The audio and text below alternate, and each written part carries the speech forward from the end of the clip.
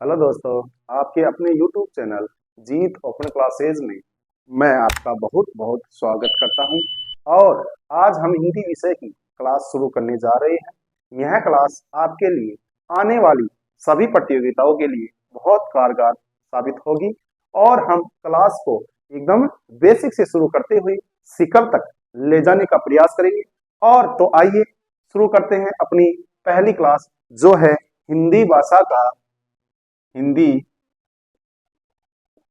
भाषा का उद्भव एवं विकास।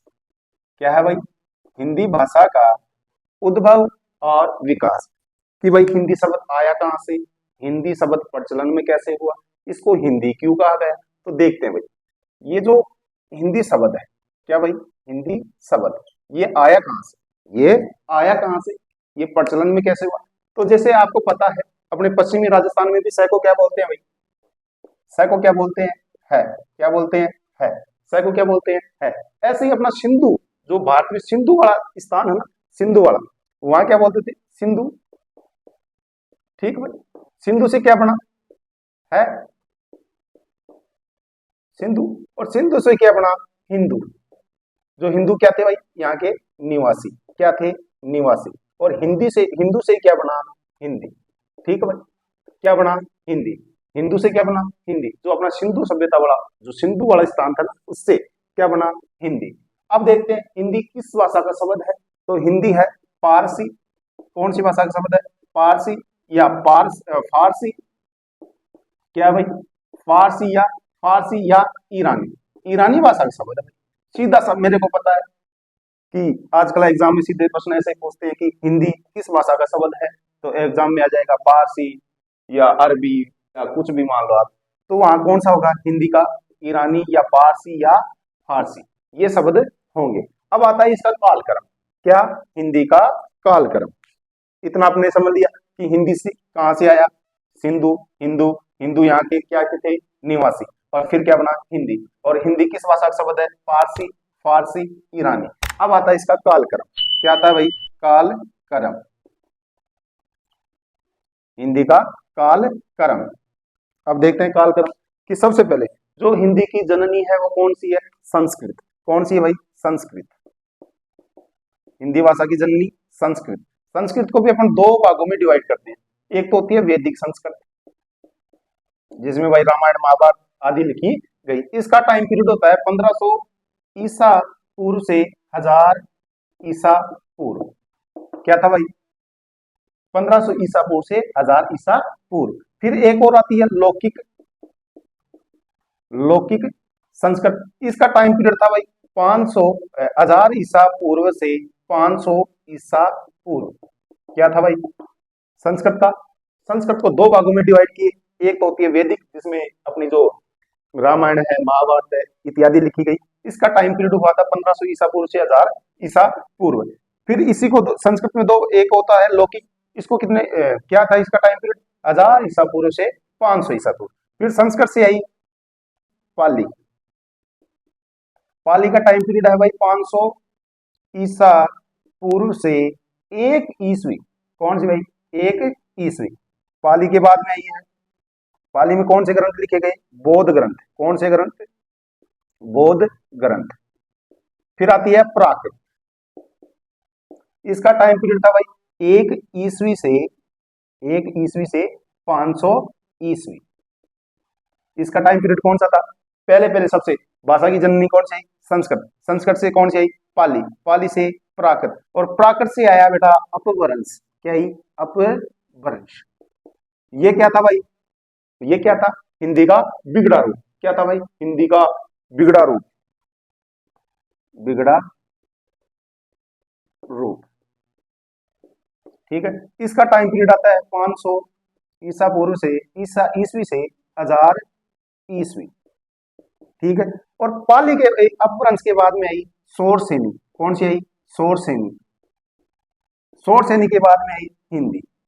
ये आई हिंदी। हिंदी का टाइम पीरियड है आया 1000 ईस्वी से अब तक। अब तक क्या है भाई? ये इसका क्या था? कालक्रम। पहले सबसे पहले संस्कृत। संस्कृत के बाद में आई पाली, पाली के बाद में प्राकृत, प्राकृत के बाद में अपभ्रंश, जो क्या था बिगड़ा रूप, अपभ्रंश के बाद में शौरसेनी, शौरसेनी के बाद में हिंदी। अब सामान्य अर्थ में देखें, एग्जाम में सीधा सीधा क्या पूछता है कि हिंदी भाषा का मानक समय, यानी भाई कब से माना गया है मानक समय, जो कितना आता है भाई 1100 ईस्वी, 1100 ईस्वी। ये क्या था भाई हिंदी भाषा का मानक समय, यानी कितने समय से माना गया है, तो हिंदी भाषा प्रचलन में कब आई 1100 ईस्वी तक आई। तो अब अपने दो ही चीज देखी, एक तो हिंदी भाषा आया कहां से शब्द, तो हिंदी भाषा किसका शब्द है, पारसी, फारसी या ईरानी का। फिर हमने देखा इसका कालक्रम, कालक्रम में देखते हैं संस्कृत, संस्कृत को दो भागों में बांटते हैं, वैदिक संस्कृत, लौकिक संस्कृत। उसके बाद में संस्कृत के बाद में पाली, पाली में क्या हुआ बौद्ध ग्रंथ लिखे गए, और प्राकृत था, इसमें भाई जो जैन होते हैं उनके ग्रंथ लिखे गए, जैन ग्रंथ। फिर आया प्राकृत के बाद में अपभ्रंश, अपभ्रंश के बाद में शौरसेनी, शौरसेनी के बाद में हिंदी, और फिर देखिए अपन हिंदी भाषा का मानक समय। अब आता है बेटा अपने पास में कि भाई हिंदी भाषा की जननी कौन सी है, हिंदी भाषा की जननी, यानी हिंदी भाषा की जननी वो क्या थी, संस्कृत। भाई ये संस्कृत नहीं होता है, ये संस्कृत होती है, यानी हिंदी भाषा की जननी संस्कृत। फिर आती है हिंदी भाषा दिवस, हिंदी भाषा दिवस, ये कब आता है भाई, प्रतिवर्ष 14 सितंबर, कब आता है भाई, प्रतिवर्ष 14 सितंबर। अब सीधा सा पूछ ले इसको मान्यता कब मिली, हिंदी भाषा को मान्यता तो वो मिली थी भाई 14 सितंबर 1949 को, कब मिली 14 सितंबर 1949। अब सीधा सा प्रश्न आ जाए आपके पास में कि हिंदी भाषा की लिपि, हिंदी भाषा की लिपि वो कौन सी थी भाई, देवनागरी, कौन सी भाई, देवनागरी, हिंदी भाषा की लिपि देवनागरी, ठीक है भाई। अब ये बोलते हैं कि लिपि किसे कहते हैं, लिपि भाई चिन्ह ध्वनियों किसे कहते हैं, लिपि जो चिन्ह होंगे ना उनकी ध्वनियों को क्या कहते हैं, लिपि कहते हैं। अब आता है सीधी सी बात, वर्ण क्या आता है, भाषा ही देखते हैं अपन। सबसे पहले कौन सा शब्द आता है अपने पास में, भाषा, ये किस धातु से बना है, भास धातु से बना है, भास धातु जो किसकी है, संस्कृत की, संस्कृत की भास धातु से क्या बना है, भाषा शब्द बना है, ठीक है भाई। अब देखते हैं अपना पहला ही टॉपिक वो कौन सा है, वर्ण विचार, वर्ण विचार कौन सा है भाई, वर्ण विचार। तो पहले देखते हैं अपन वर्ण, क्या देखते हैं, वर्ण, तो हेडिंग है अपनी वर्ण। अब देखते हैं वर्ण, सीधी सी बात है, सीधी सी बात है कि भाई वर्ण की पहले क्या देखते हैं अपन, परिभाषा। तो भाषा की सबसे छोटी, भाषा की सबसे छोटी लिखित इकाई, भाषा की सबसे छोटी लिखित इकाई को वर्ण कहते हैं।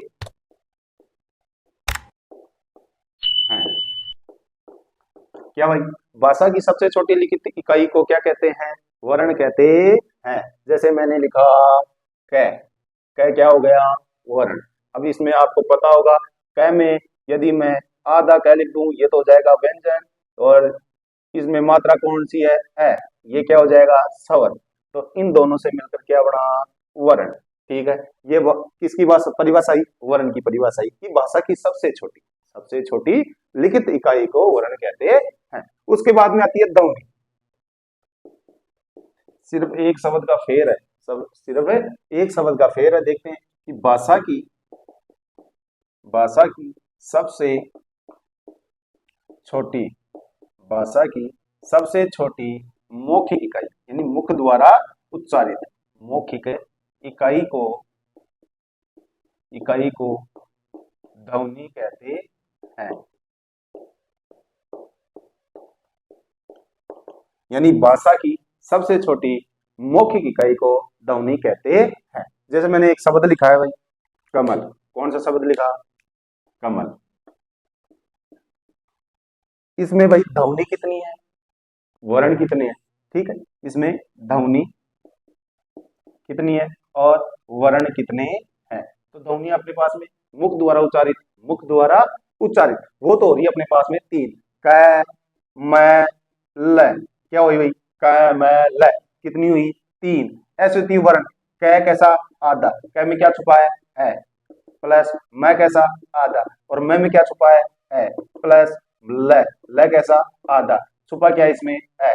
और जो अंत में, अंत में ए या आ आए तो वो कभी भी नहीं गिने जाते। तो क्या कितने हुए वर्ण, कितने हुए 5, कह म ल। क्या हुआ कमल, कमल में कितने वर्ण है 5 वर्ण है। अब आते हैं बेटा भाषा पे। अब किस पे आते हैं, भाषा पे।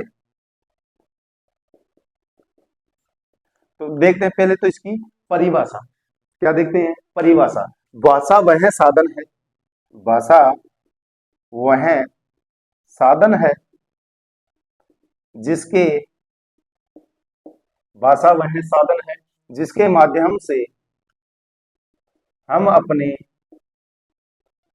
अपने हाव भाव विचारों को, हाव भाव और विचारों को दूसरों के सामने, दूसरों के सामने या तो लिखकर, क्या भाई, या तो लिखकर या बोलकर, या तो लिखकर या बोलकर प्रकट करते हैं, प्रकट करते हैं। क्या हुआ भाई इसकी भाषा की परिभाषा, कि भाषा वह साधन है जिसके माध्यम से हम अपने हाव भाव या विचारों को दूसरों के सामने या तो बोलकर या लिखकर प्रकट करते हैं, उसे भाषा कहते हैं। अब आता है भाषा के भेद। भाषा के भेद देखो, अपन देखते हैं भाषा के भेद। कक्षा 1 से लेकर 9th तक, कक्षा 1 से लेकर 9 तक तो होते हैं 3।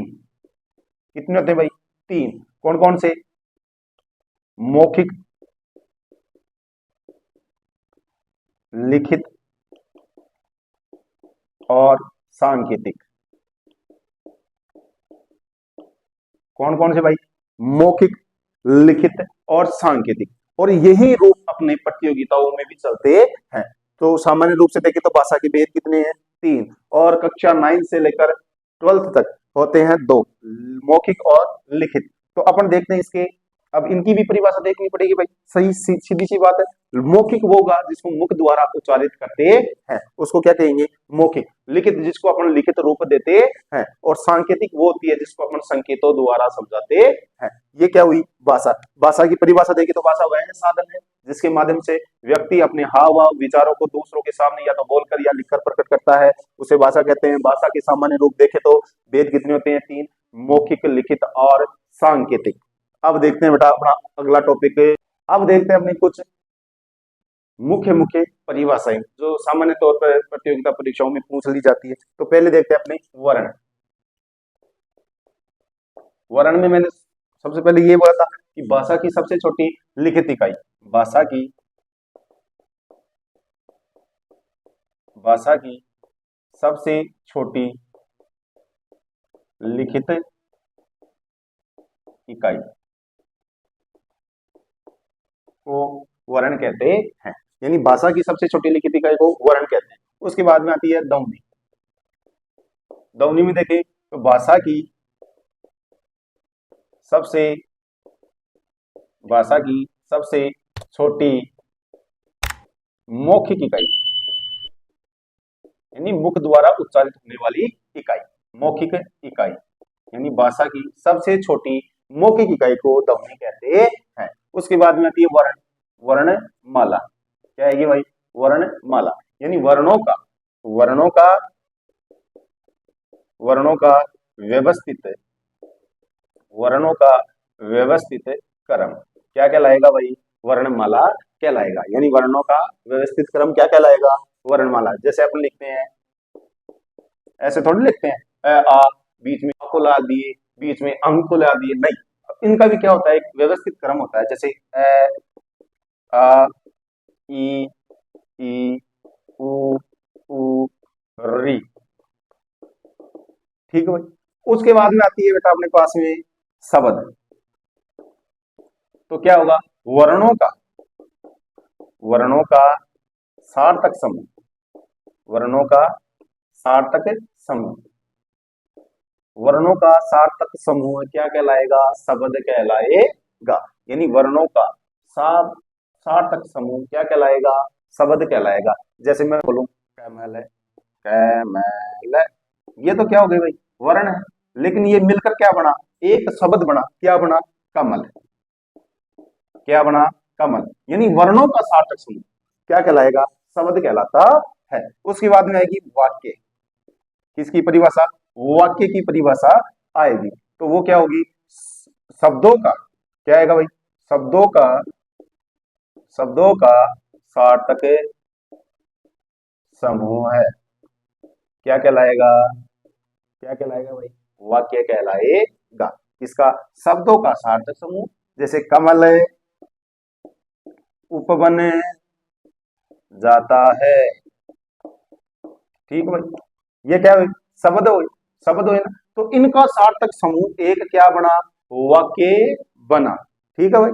अब देखते हैं, ये दो चारे थी परिभाषाएं। ठीक है, मौखिक की देख लो, लिखित रूप। ठीक है, लिखित का देख लो, लिखित रूप, मौखिक का मुख द्वारा उच्चारित होने वाले, सांकेतिक संकेतों द्वारा समझाने वाले। ठीक है भाई। अब देखते हैं अपना वर्ण की पहली यूनिट। चलो भाई देखते हैं अपना वर्ण। क्या भाई, वर्ण। ठीक है, वर्ण की परिभाषा देख लीजिए अपने।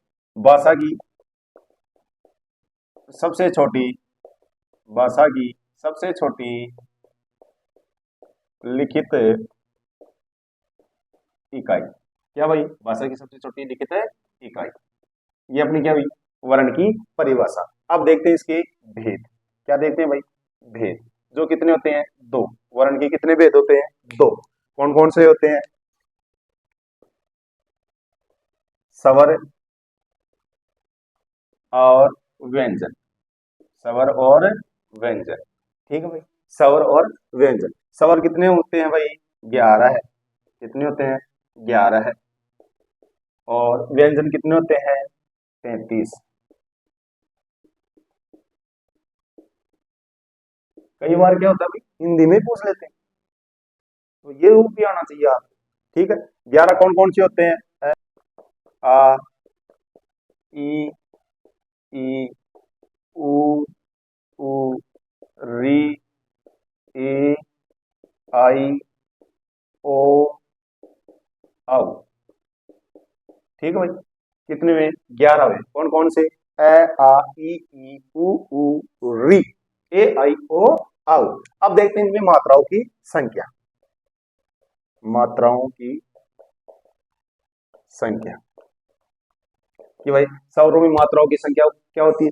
वैसे मात्राओं की, मात्रा किसे कहते हैं, यानी लगे शब्द, यानी इस शब्द में कितना समय लगा है उनको मात्राएं कहते हैं। जैसे एम में कोई मात्रा नहीं है, आ में कौन सी है भाई, ये वाली, ई में ये वाली, और आई में ये वाली, उ में, औ में, री में, ए में, आई में, औ में, औ में, औ में। ये क्या हुई भाई, इनकी मात्राएं हुई। अब आता है बेटा अपने शब्द, अपने साथ में व्यंजन। ये तो क्या बात किसकी हुई, स्वर की, कि स्वर 11 होते हैं और मात्राओं की संख्या 10 होती है। कितनी संख्या होती है भाई, 10 संख्या होती है। यानी सीधा सा सीधा पूछ ले कि हिंदी में मात्राओं की संख्या कितनी होती है, 10, 11, 9, 10, तो कितनी होती है, 10 होती है। उसके बाद में आते हैं अपने व्यंजन। किस किन पे आते हैं, व्यंजनों पे आते हैं। व्यंजन कितने हैं, 33 हैं। क, ख, ग, घ, ड़।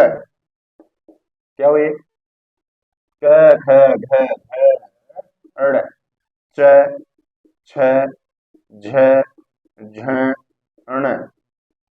ठीक है, ये हलंत लगते ही क्या हो गए, व्यंजन हो गए। ट, ठ, ढ, ट, ठ, ढ, ढ, ण। ट, ठ, ध, ध, न। प, फ, भ, भ, म। य, र, ल, व। श,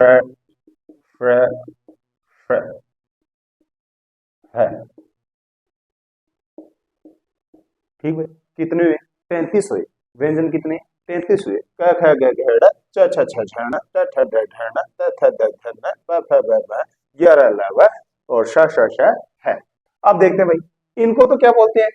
स्पर्श व्यंजन। क्या बोलते हैं? स्पर्श व्यंजन। कौन से? इन 25 को, इन 25 को तो क्या बोलते हैं? स्पर्श व्यंजन। तो स्पर्श व्यंजनों की संख्या कितनी है? 25। अब आपके सामने आएंगे कि स्पर्शी व्यंजन कितने होते हैं? स्पर्शी व्यंजन वो होते हैं भाई 16। कितने होते हैं? 16। स्पर्शी व्यंजन कितने होते हैं? 16।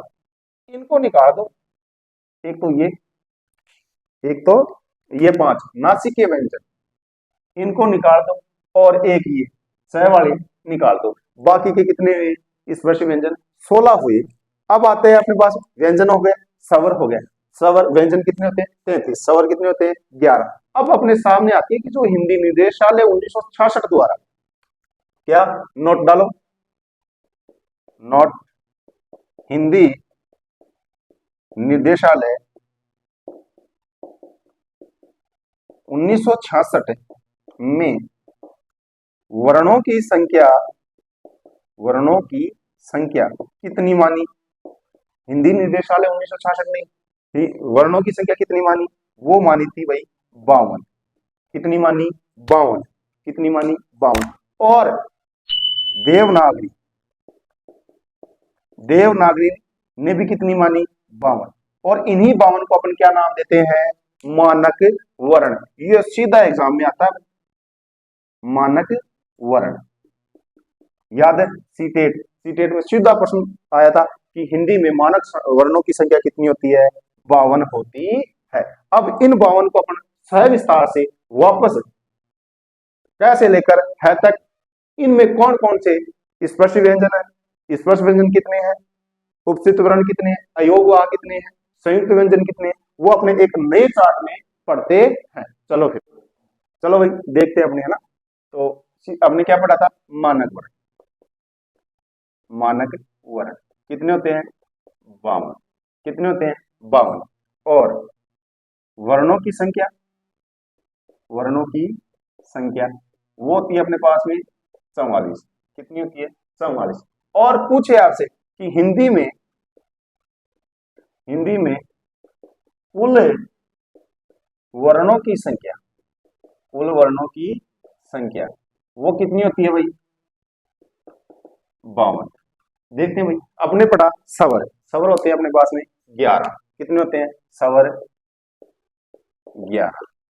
पता है, ए आ ई यू ए आई ओ औ, ये अपने पास में स्वर कितने हैं? 11 है। व्यंजन कितने थे भाई? व्यंजन कितने थे? 33। कुल कितना हुआ? 44।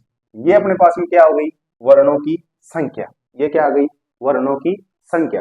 फिर भी दिक्कत आ रही है कि हिंदी निर्देशालय ने 52 माने, देवनागरी लिपि ने भी कितने माने हैं? 52 माने हैं। तो बचे कितने भाई अपने पास में? 8। कितने बचे? 8। ये कहां से लाना? तो देखो, एक होता है अयोग वह, अयोग वह वर्ण। ये कितने होते हैं? 2। कितने होते हैं? 2 होते हैं भाई। कौन से? अंग और अह। कौन से? अंग और अह। एक आता है उपचित, उपचित वर्ण। ये कितने होते हैं भाई? 2 ही होते हैं ये भी। कौन कौन से? ढ, ढ। यानी इनसे कोई भी वाक्य शुरू नहीं होता। ठीक है भाई, कोई भी वाक्य शुरू नहीं होता। कितने आ गए? 4 आ गए भाई अपने पास में। बचे कितने? अभी भी समस्या आ रही है। बचे कितने? 4 और है। तो 4 कौन से आते हैं? संयुक्त। कौन से? संयुक्त व्यंजन।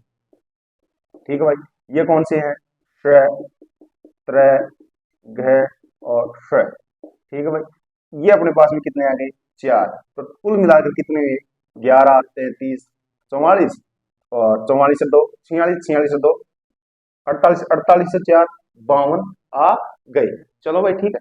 अब देखो कुछ और भी है कि इनमें अंतस्थ व्यंजन कौन से हैं? अंतस्थ व्यंजन ये भाई 4 होते हैं। कितने होते हैं? 4 होते हैं। कौन कौन से? य, र, ल, व। कौन से?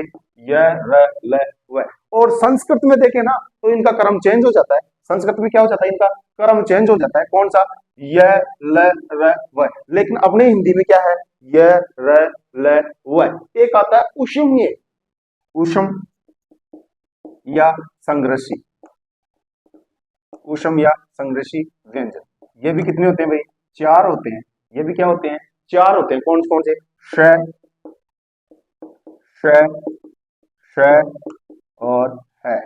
ये क्या होते हैं भाई, 4 संग्रसी व्यंजन। तो चलो ठीक है, आज की क्लास में इतना ही। और कल अपनी जो नेक्स्ट क्लास आएगी उसमें पढ़ेंगे स्वरों का वर्गीकरण। नमस्कार जी।